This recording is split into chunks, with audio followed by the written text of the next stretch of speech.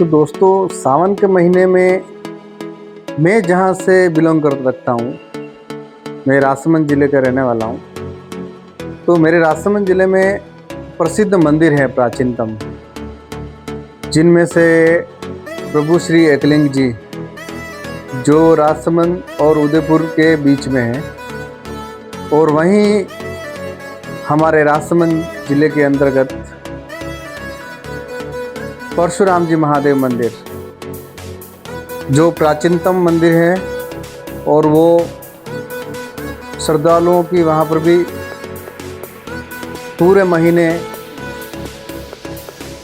बहुत भारी भीड़ रहती है। और इस सावन महीने में तो वहाँ पर मेला लगता है, बहुत भारी संख्या में लोग वहाँ से आते हैं। पूरे भारत से लोग वहाँ आते हैं दर्शन के लिए। और मैं आपको बता दूं कि वहाँ पर बहुत बड़ा आयोजन रहता है। अपने इधर फूटा देवल, परशुराम महादेव, आडावल। और मैं आपको बता दूं कि वहाँ पर बहुत बड़ी विशाल भजन संध्या भी रहती हैं। कई दिनों तक वहाँ पर प्रोग्राम आयोजित रहते हैं। वहाँ पर श्रद्धालु भक्तगण पूरे भारतवर्ष से आते हैं, भगवान प्रभु के श्री चरणों में वंदन करते हैं, उनको जलाभिषेक करते हैं और अपने जीवन के लिए खुशहाली मांगते हैं। और पूरे विश्व के कल्याण के लिए वहाँ पर हवन वगैरह, यज्ञ, आहुतियाँ दी जाती हैं। और वहाँ का जो पहाड़ी का दृश्य है वो मैं आपको बताना चाहता हूँ। ये मंदिर एक विचित्र गुफा के अंदर है, भगवान श्री परशुराम जी का मंदिर। और वहाँ पर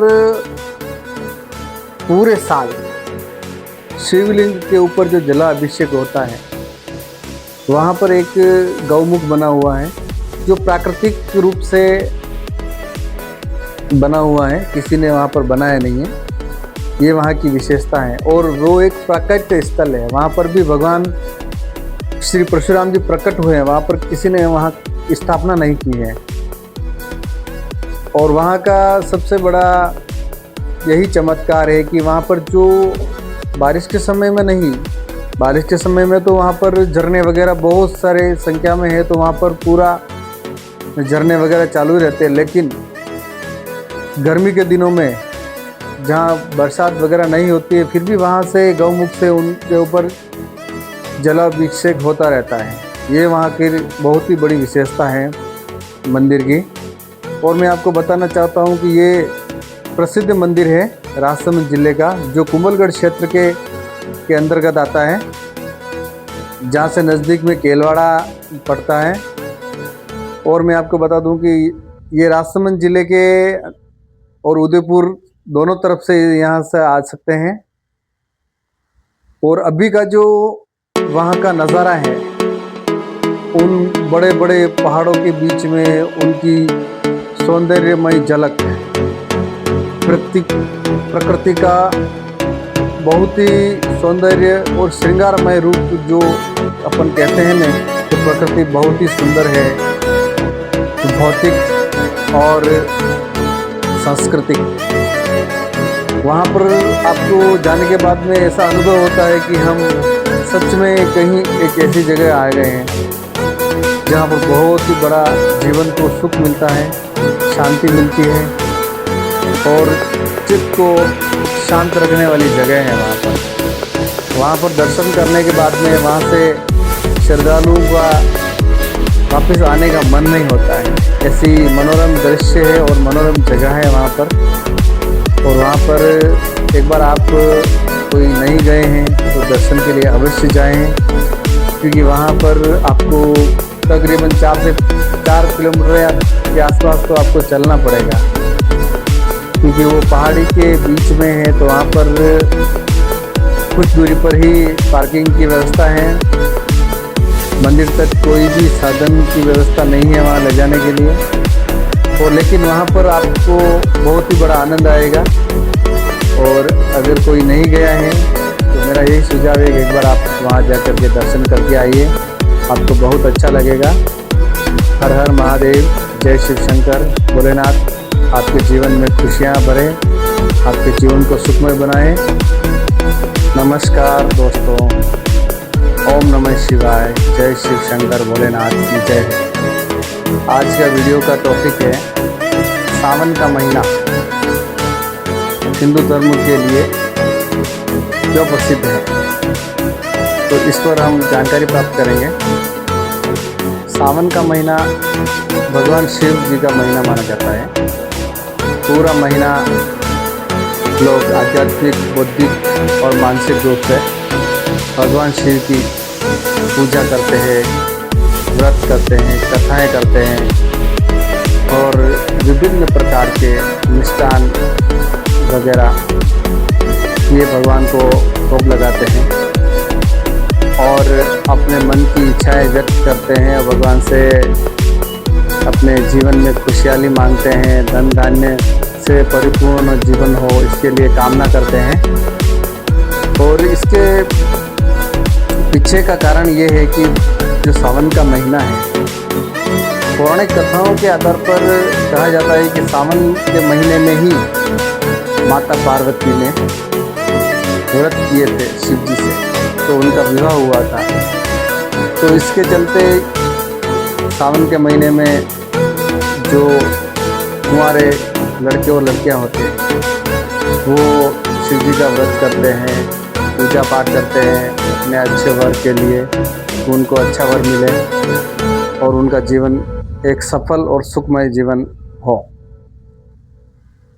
और आपको मैं बता दूं कि सावन के महीने में ही समुद्र मंथन, जो अपने पौराणिक वेदों ग्रंथों में बताया जाता है कि समुद्र मंथन हुआ था। तो समुद्र मंथन के वक्त में बहुत सारे रत्न वगैरह निकले थे समुद्र मंथन से, तो उसमें से अमृत और विष, ये दोनों भी रत्न वहीं से निकले थे। तो भगवान शिव ने उस हलाहल का पान किया था, उस विष का पान किया था। वो भी महीना सावन का ही था।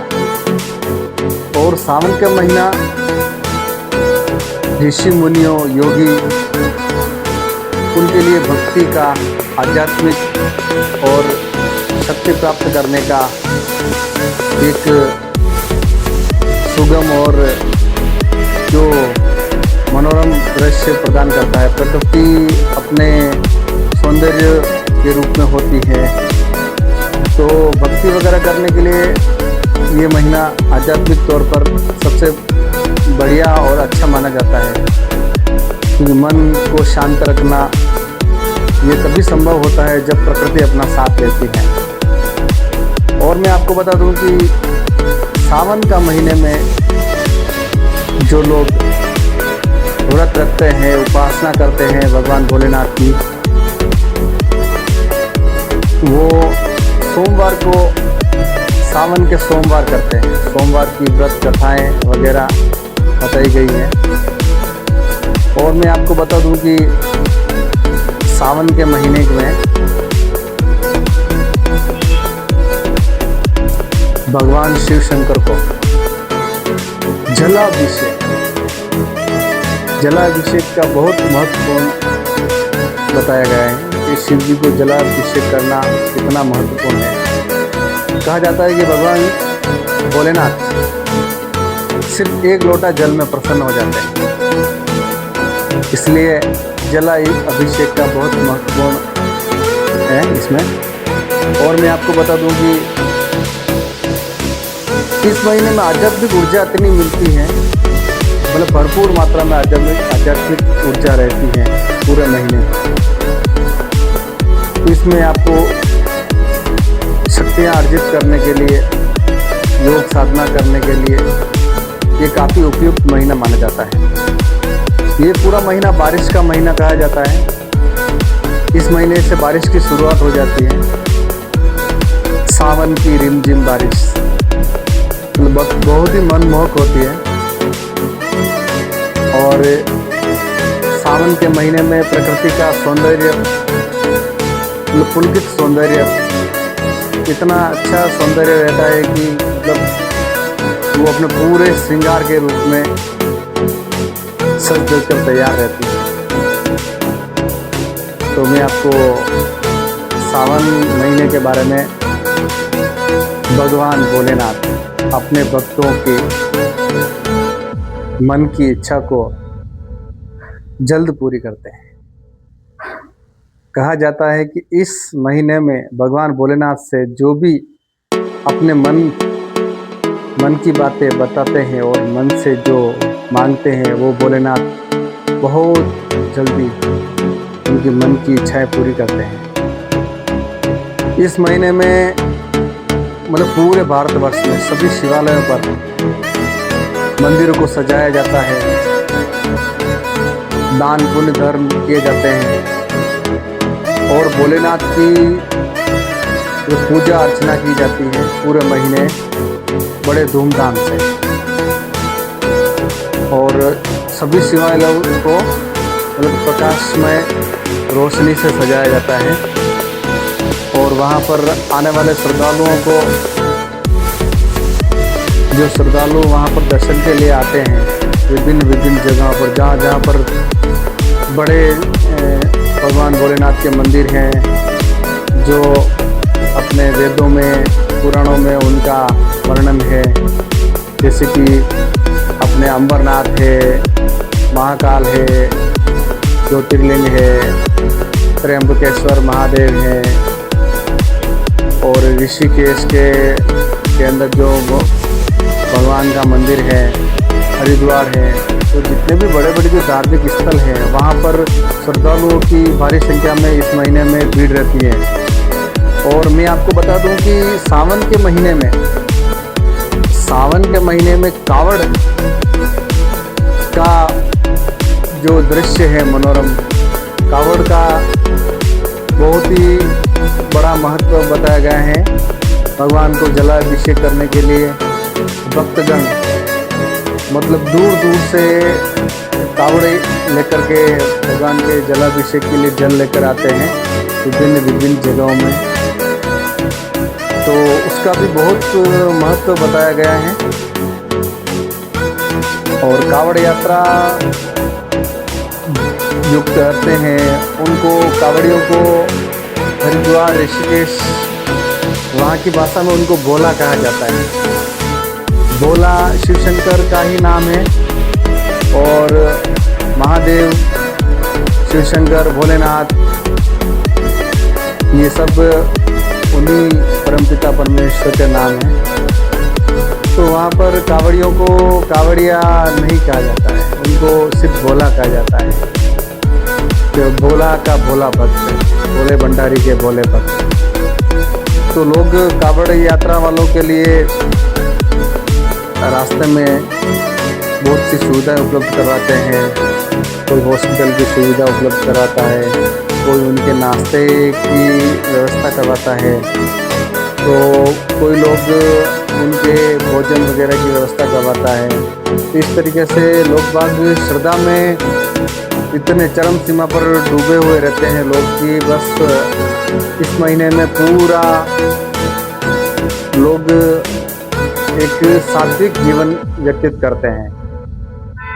और इस पूरे महीने में कहा जाता है कि लोग तामसिक भोजन का उपयोग नहीं करते हैं, क्योंकि व्रत कथा वगैरह ये सब करते हैं तो लोगों को इन सब से दूर रहना चाहिए। सबसे बड़ी बात यह है, जिसमें उनको मांस मदिरा का सेवन नहीं करना चाहिए, पूरा एक सात्विक भोजन करना चाहिए और अपने शरीर पर किसी भी प्रकार का मेल नहीं रखना चाहिए और मन को शुद्ध करना चाहिए, भगवान की पूजा अर्चना करनी चाहिए और